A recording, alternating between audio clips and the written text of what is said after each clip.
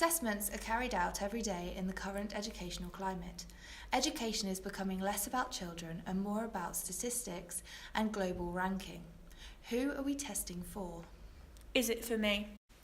I was glad when it was over. The answer line was really big and I was frightened that I wouldn't write enough to fill it. I was worried about them before the tests. I didn't want my school to be the worst.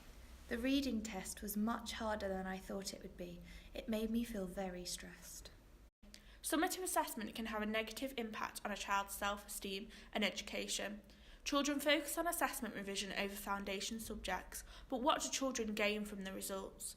I can't imagine there's a child anywhere who jumps out of bed in the morning wondering what he or she can do to raise the school district's reading score. Is it for me? We assess the needs of children with SEN, yet we make them sit standardised tests.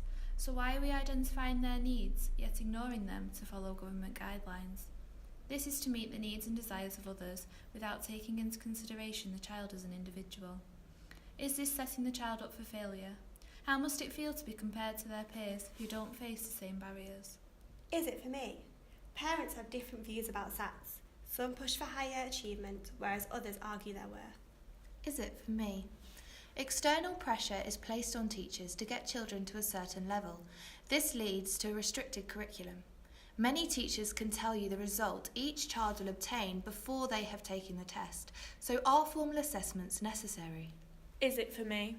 We have been striving harder than ever to make sure that every child in this country gets the very best education, so that when they finish their formal education they have the knowledge, the skills and the qualifications that set them up for life, whatever path they take.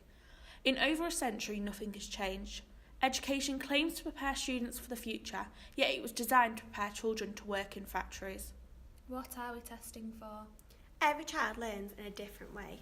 When it comes to assessments, children are given a one-size-fits-all approach and are expected to compete on an unlevel playing field, whereas formative assessment offers more benefits to children, where we can promote their curiosity and creativity. As trainee teachers, we're taught to utilise our creativity and contextualise learning, and yet statutory tests suppress opportunities for creativity in the classroom, both for teachers and children.